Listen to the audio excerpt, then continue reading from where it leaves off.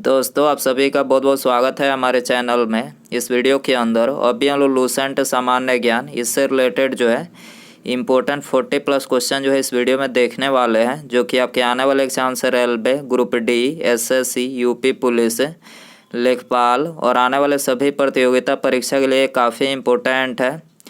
तो दोस्तों आप इस वीडियो को बहुत ध्यान से लास्ट तक देखिए। चैनल पर नया है तो चैनल को सब्सक्राइब कर बेल आइकन यानी जो घंटे का निशान है इसे ज़रूर सेंड कर दें, ठीक है। और ये टोटल जो 40+ क्वेश्चन है, आप इनमें से कितने क्वेश्चन जो है सही कर पाते हैं, अपना स्कोर जो है कमेंट बॉक्स में ज़रूर बताएं। तो चलिए शुरू करते हैं। देखिए यहाँ पर हमारा पहला क्वेश्चन दिया गया है, भारत की निम्न मिट्टियों में से कौन बेसाल्ट लावा के अक्षय के कारण निर्मित हुई है। भारत की निम्न मिट्टियों में से कौन बेसाल्ट लावा के अक्षय के कारण निर्मित हुई है। तो ये निर्मित हुई है रेगुर मिट्टी, जिसे काली मिट्टी के नाम से भी जाना जाता है। और ये सबसे अधिक किस राज्य में पाई जाती है, तो महाराष्ट्र राज्य में। काली मिट्टी या फिर रेगुर मिट्टी जो है सबसे अधिक किस राज्य में पाई जाती है, महाराष्ट्र राज्य में पाई जाती है। और ये कपास उत्पादन के लिए सबसे उपयुक्त मिट्टी है। काली मिट्टी या फिर रेगुर मिट्टी जो है ये कपास के उत्पादन के लिए सबसे उपयुक्त मिट्टी है। इसके अलावा भारत में जो है 8 प्रकार की मिट्टियाँ पाई जाती है, आपको याद रखना है। पहला जलोढ़ मिट्टी, दूसरी काली मिट्टी, तीसरी शुष्क एवं मरुस्थलीय मिट्टी, चौथी वन एवं पर्वतीय मिट्टी, पाँचवीं लैटराइट मिट्टी, छठवीं लाल एवं पीली मिट्टी, सातवीं लवणीय एवं क्षारीय मिट्टी और आठवीं जो है पीट एवं दलदली युक्त मिट्टी। यानी कुल 8 प्रकार की मिट्टियाँ जो है ये भारत में पाई जाती है, आपको याद रखना है। क्वेश्चन नंबर 2 है, किस कांग्रेसी सत्र में कार्यकारी कमेटी को सविनय अवज्ञा आंदोलन करने का अधिकार दिया गया था। वेरी इंपॉर्टेंट क्वेश्चन है। किस कांग्रेसी सत्र में कार्यकारी कमेटी को सविनय अवज्ञा आंदोलन करने का अधिकार दिया गया था। तो ये लाहौर सत्र में दिया गया था, ठीक है। आंसर हो जाएगा बी। भारतीय राष्ट्रीय कांग्रेस के लाहौर अधिवेशन की बात करें तो ये कब हुआ था, तो ये हुआ था 1929 में। कब हुआ था, 1929 में हुआ था। और इसके अध्यक्ष कौन थे, तो पंडित जवाहरलाल नेहरू जो थे इसके अध्यक्ष थे। क्वेश्चन नंबर 3 है, ऑल इंडिया अनटेजेबिलिटी लीग बाद में जिसका नाम बदलकर हरिजन सेवक संघ हुआ, इसके प्रथम अध्यक्ष कौन थे। तो हरिजन सेवक संघ के जो प्रथम अध्यक्ष थे वो थे घनश्याम दास बिरला, आपको याद रखना है। घनश्याम दास बिरला इसके प्रथम अध्यक्ष थे। आपको कहीं कहीं ऑप्शन में मिलेगा जी डी बिरला, ठीक है। जी.डी. बिरला आपको कहीं कहीं ऑप्शन में देखने को मिलेगा, तो कंफ्यूज नहीं होना है। घनश्याम दास बिरला जो इनका पूरा नाम होगा। तो आंसर हो जाएगा बी। क्वेश्चन नंबर 4 है, द्वितीय विश्व युद्ध के समय ब्रिटेन के प्रधानमंत्री कौन थे। द्वितीय विश्व युद्ध के समय ब्रिटेन के प्रधानमंत्री कौन थे, तो विंस्टन चर्चिल थे, ठीक है। दूसरी जो विश्व युद्ध हुई थी तो उस समय ब्रिटेन के प्रधानमंत्री विंस्टन चर्चिल थे। सी आंसर हो जाएगा। इसके अलावा क्लेमेंट एटली की बात करें तो ये भारत की आज़ादी के समय ब्रिटेन के प्रधानमंत्री थे, ठीक है। क्लेमेंट एटली जो थे ये भारत की आज़ादी के समय ब्रिटेन के प्रधानमंत्री थे। लॉर्ड चेम्सफोर्ड की बात करें तो भारत मतलब जालियांवाला जो बाग हत्याकांड हुआ था तो उस समय ये भारत के गवर्नर जनरल थे, ठीक है। भारत के गवर्नर जनरल जालियांवाला बाग हत्याकांड के समय कौन थे, तो लॉर्ड चेम्सफोर्ड थे, आपको याद रखना है। क्वेश्चन नंबर 5 है, भारत के किस राज्य में फुलहर झील स्थित है। फुलहर झील भारत के किस राज्य में स्थित है, तो ये स्थित है उत्तर प्रदेश राज्य में, ठीक है। सी करेक्ट हो जाएगा। इसके अलावा भारत की झीलों से संबंधित जो प्रश्न एग्जाम में पूछे जाते हैं वो यहाँ पर हमने लिख रखे हैं। पहला दिया गया है, हैदराबाद एवं सिकंदराबाद के बीच कौन सी झील स्थित है। तो देखिए हैदराबाद और सिकंदराबाद के जो बीच मतलब झील स्थित है, हुसैन सागर झील स्थित है। दूसरा दिया गया है, वेम्बनाड झील किस राज्य में स्थित है, केरल में है। विश्व प्रसिद्ध खारे पानी की झील सांभर झील किस राज्य में स्थित है, राजस्थान में स्थित है। लोनार झील किस राज्य में स्थित है, महाराष्ट्र में। लोकटक क्या है, लोकटक एक झील है। भारत में मीठे पानी की सबसे बड़ी झील कौन सी है, बुलर झील है मीठे पानी की सबसे बड़ी झील। भारत में ताज़े पानी की झील, भारत में ताज़े पानी की सबसे बड़ी झील बुलर झील किस राज्य में है, जम्मू कश्मीर राज्य में है। भारत की सबसे बड़ी लाइगुन झील कौन सा है? चिल्का झील जो कि उड़ीसा में स्थित है। भारत की सबसे बड़ी मीठे पानी की झील बुलर झील है जो कि जम्मू कश्मीर राज्य में स्थित है। भारत की सबसे बड़ी खारे पानी की झील सांभर झील राजस्थान में स्थित है। भारत की सबसे बड़ी कृत्रिम यानी आर्टिफिशियल झील कौन सी है? तो गोविंद बल्लभ पंत सागर झील जो कि सोनभद्र उत्तर प्रदेश में है। भारत की सबसे अधिक ऊंचाई पर स्थित झील चोमालू झील जो कि सिक्किम में स्थित है। भारत की second artificial lake man made कहाँ है? कौन सी झील है? तो ये है ढेबर झील या फिर जय समंद झील जो कि राजस्थान में है। प्रसिद्ध लाइगुन झील चिल्का किस राज्य में स्थित है? तो चिल्का ये उड़ीसा में है। नागिन झील किस राज्य में स्थित है? जम्मू कश्मीर में। नागिन झील जम्मू कश्मीर में है। जवाहर सागर राणा प्रताप सागर तथा गांधी सागर जलाशय किस नदी पर स्थित है? चंबल नदी पर स्थित है। कोलेरू झील किस राज्य में स्थित है? आंध्र प्रदेश में। उमियम झील किस राज्य में स्थित है? मेघालय में। उत्तर पूर्वी भारत की सबसे बड़ी झील लोकटक किस राज्य में स्थित है? तो यह है मणिपुर राज्य में। आपको याद रखना है, ये सारे झीलों से रिलेटेड एग्जाम में क्वेश्चन बार बार पूछे जाते हैं। क्वेश्चन नंबर 6 है, हेलोफाइटस अच्छी वृद्धि करते हैं। हेलोफाइटस अच्छी वृद्धि करते हैं तो ये क्षारीय मिट्टी में अच्छी वृद्धि करते हैं। डी आंसर हो जाएगा। क्वेश्चन नंबर 7 है, मध्य रात्रि का सूर्य दिखाई देता है। मध्य रात्रि का सूर्य दिखाई देता है तो ये उत्तरी ध्रुव पर दिखाई देता है। ठीक है, करेक्ट आंसर ये हो जाएगा। क्वेश्चन नंबर 8 है, निम्नांकित में से कौन भारत का सबसे पुराना जल शक्ति उत्पादन केंद्र है? भारत का सबसे पुराना जल शक्ति उत्पादन केंद्र कौन सा है? यह है दार्जिलिंग। करेक्ट आंसर बी हो जाएगा। क्वेश्चन नंबर 9 है, उत्तर प्रदेश में रानी लक्ष्मीबाई बांध योजना निर्मित है। उत्तर प्रदेश में रानी लक्ष्मीबाई बांध योजना निर्मित है तो ये बेतवा नदी पर निर्मित है। ठीक है, करेक्ट आंसर बी हो जाएगा। क्वेश्चन नंबर 10 है, निम्नलिखित नदियों में से कौन एक यमुना की सहायक नदी नहीं है? यमुना की सहायक नदी कौन सी नहीं है? तो रामगंगा नहीं है। डी आंसर हो जाएगा। क्वेश्चन नंबर 11 है, अंडमान और निकोबार है तो अंडमान और निकोबार क्या है? बंगाल की खाड़ी में द्वीप समूह है। अंडमान और निकोबार जो है बंगाल की खाड़ी में द्वीप समूह है। करेक्ट आंसर बी हो जाएगा। भारत के उपराष्ट्रपति का निर्वाचन एक निर्वाचक गण द्वारा किया जाता है जिसके सदस्य होते हैं, तो देखिए जिसके सदस्य संसद के दोनों सदनों के सभी सदस्य होते हैं। भारत के उपराष्ट्रपति का निर्वाचन एक निर्वाचक गण द्वारा किया जाता है जिसके सदस्य होते हैं, तो संसद के दोनों सदनों के सभी सदस्य होते हैं। करेक्ट आंसर बी हो जाएगा। संविधान को एक पवित्र दस्तावेज किसने कहा है? संविधान को एक पवित्र दस्तावेज किसने कहा है?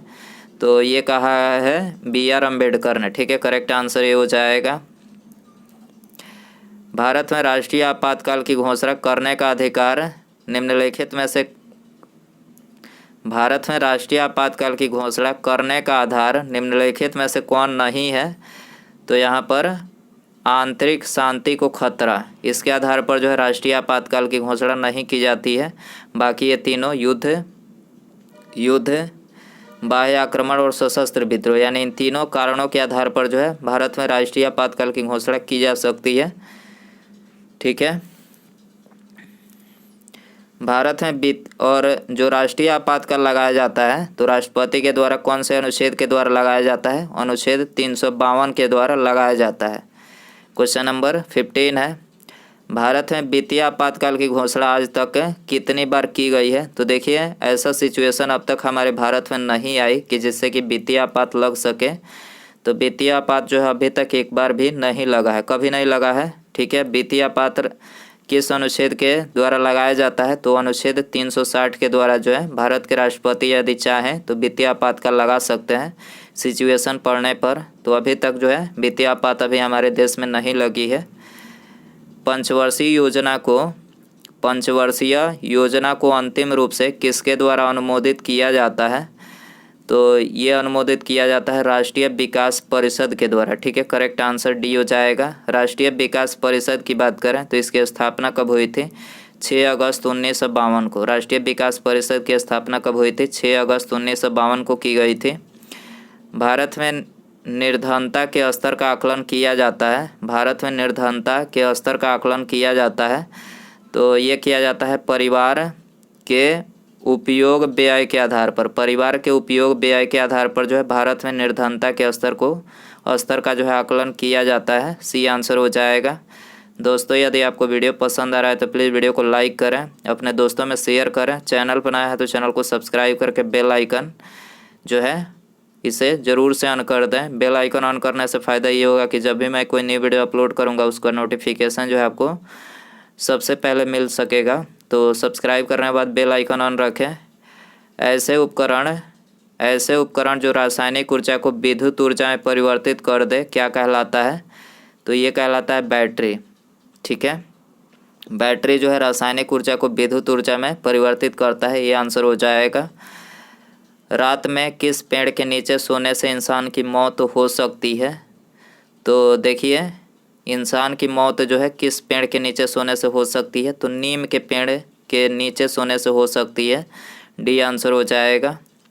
माचिस का आविष्कार किसने किया था? माचिस का आविष्कार किसने किया था? तो जॉन वॉकर ने। ठीक है, जॉन वॉकर ने जो है माचिस का आविष्कार किया था। सी आंसर हो जाएगा। निम्नलिखित में से कौन सा एक आरडीएक्स का अन्य नाम है?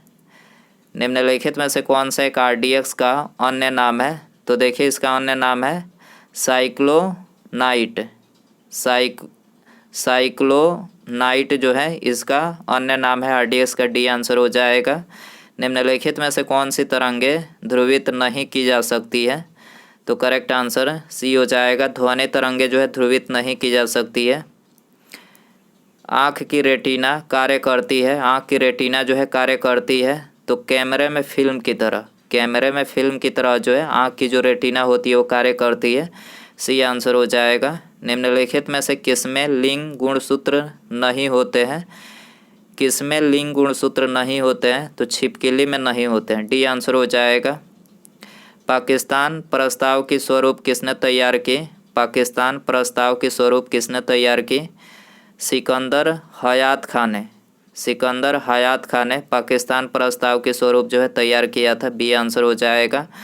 महावीर ने किस भाषा में उपदेश दिए? महावीर ने किस भाषा में उपदेश दिए? तो ये प्राकृत भाषा में दिए थे। डी आंसर हो जाएगा। अमीर खुसरो क्या थे? ये तीनों थे, कवि, इतिहासकार और संगीतज्ञ। ठीक है, ये तीनों थे अमीर खुसरो। डी आंसर हो जाएगा। मेलघाट बाघ अभ्यारण्य किस राज्य में है? मेलघाट बाघ अभ्यारण्य किस राज्य में है? तो ये महाराष्ट्र में है। ठीक है, महाराष्ट्र में है। डी आंसर हो जाएगा। 28 है। निम्नलिखित में से कौन ऊष्मा का सर्वाधिक उत्तम चालक है? ऊष्मा का सर्वाधिक उत्तम चालक कौन सा है? तो ये है पारा। ठीक है, करेक्ट आंसर बी हो जाएगा। 29 है। होमी भाभा पुरस्कार किस क्षेत्र में विशेष योगदान के लिए दिया जाता है? होमी भाभा पुरस्कार किस क्षेत्र में विशेष योगदान के लिए दिया जाता है? नाभिकीय ऊर्जा के क्षेत्र में विशेष योगदान के लिए जो होमी भाभा पुरस्कार दिया जाता है। बी आंसर हो जाएगा। ऐसे पदार्थ कौन है जिनका जलीय विलयन जल से अच्छा बिजली का चालक होता है? ऐसे पदार्थ कौन है जिसका जलीय विलयन जल से अच्छा बिजली का चालक होता है? तो यह है साधारण लवण। ठीक है, डी सी आंसर हो जाएगा। क्वेश्चन नंबर 31 है। प्राकृतिक रबड़ को मजबूत और अधिक उछाल वाला बनाने के लिए उसमें मिलाया जाने वाला पदार्थ कौन सा है? प्राकृतिक रबड़ को मजबूत और अधिक उछाल वाला बनाने के लिए उसमें मिलाया जाने वाला पदार्थ कौन सा है? तो उसमें मिलाया जाने वाला जो पदार्थ है वो है सल्फर। ठीक है, सी आंसर हो जाएगा। निम्नलिखित में से किस पदार्थ का उपयोग बर्तनों को चमकीला बनाने के लिए किया जाता है? बर्तनों को चमकीला बनाने के लिए किस पदार्थ का उपयोग किया जाता है? जिंक ऑक्साइड का उपयोग किया जाता है। डी आंसर हो जाएगा। मीमांसा दर्शन के अनुसार मुक्ति संभव है कर्म से संभव है। डी आंसर हो जाएगा। निम्नलिखित में से किसके मृत्यु दिवस को आतंकवादी विरोधी दिवस के रूप में मनाया जाता है? आतंकवादी विरोधी दिवस के रूप में मनाया जाता है किसकी मृत्यु दिवस को? तो ये मनाया जाता है राजीव गांधी की मृत्यु दिवस को जो है आतंकवादी विरोधी दिवस के रूप में मनाया जाता है। सी आंसर हो जाएगा। यूएनओ की स्थापना कब हुई थी? यूनाइटेड नेशंस ऑर्गेनाइजेशन, इसकी स्थापना जो है संयुक्त राष्ट्र अंतर्राष्ट्रीय संगठन जो है इसकी स्थापना कब हुई थी? तो इसकी स्थापना जो है 24 अक्टूबर 1945 को की गई थी। इसका मुख्यालय पूछा जाए तो इसका मुख्यालय जो है न्यूयॉर्क, संयुक्त राज्य अमेरिका में इसका मुख्यालय है, याद रखना है आपको। निम्नलिखित में से कौन सा विदेशी यात्री मोहम्मद बिन तुगलक के शासनकाल में भारत आया था?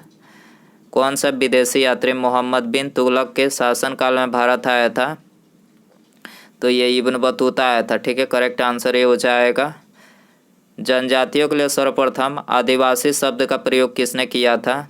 जनजातियों के लिए सबसे पहले आदिवासी शब्द का प्रयोग किसने किया था? तो ठक्कर बापा ने किया था। आदिवासी शब्द का प्रयोग सबसे पहले ठक्कर बापा ने आदिवासियों के लिए किया था। बी आंसर हो जाएगा। क्वेश्चन नंबर 38 है, भारत में तालाबों द्वारा सर्वाधिक सिंचाई किस राज्य में होती है? तालाबों के द्वारा सबसे अधिक जो सिंचाई होती है तमिलनाडु राज्य में। ठीक है, तमिलनाडु राज्य में होती है। सी आंसर हो जाएगा। क्वेश्चन नंबर 39 है, निम्नलिखित में से कौन रसायनों का सम्राट कहलाता है? रसायनों का सम्राट किसे बोला जाता है? सल्फ्यूरिक अम्ल को रसायनों का सम्राट कहा जाता है। सी आंसर हो जाएगा। 40 है, भारतीय संविधान की 8वीं अनुसूची में इनमें से किसके बारे में दिया गया है? तो भारतीय संविधान की जो 8वीं अनुसूची है उसमें आधिकारिक भाषा को दिया गया है। आधिकारिक भाषा इसका वर्णन किया गया है भारतीय संविधान की 8वीं अनुसूची में। डी आंसर हो जाएगा। 41 है, भारतीय राष्ट्रीय कांग्रेस द्वारा किस अधिवेशन में सर्वप्रथम स्वशासन या स्वराज की मांग को ब्रिटिश सरकार के सामने रखा गया? तो किस अधिवेशन में सबसे पहले जो है स्वशासन या स्वराज की मांग को ब्रिटिश सरकार के सामने रखा गया? तो ये रखा गया था कोलकाता अधिवेशन 1906 में। ठीक है, कोलकाता अधिवेशन 1906 में जो है सबसे पहले स्वशासन या स्वराज की मांग को ब्रिटिश सरकार के सामने रखा गया था। कि ये आंसर हो जाएगा। उसके बाद यहाँ पर हमारा अगला क्वेश्चन है, राष्ट्रीय टीकाकरण दिवस कब मनाया जाता है? राष्ट्रीय टीकाकरण दिवस जो है कब मनाया जाता है? तो देखिए, ये आपके लिए होमवर्क क्वेश्चन रहेगा। 10 मार्च, 12 मार्च, 16 मार्च या फिर 21 मार्च। ठीक है, तो राष्ट्रीय टीकाकरण दिवस आपको बताना है इसमें कब मनाया जाता है। यदि आपको आंसर पता हो तो कमेंट बॉक्स में ज़रूर बताएं। वीडियो पसंद आया रहेगा तो प्लीज़ वीडियो को लाइक कर दीजिएगा। चैनल पर नया है तो चैनल को सब्सक्राइब करके बेल आइकन यानी जो घंटे का निशान है इसे ज़रूर सेंड कर दें, अपने दोस्तों में शेयर कर दें। ठीक है, मिलते हैं अगले वीडियो में। नमस्कार, जय हिंद, जय भारत।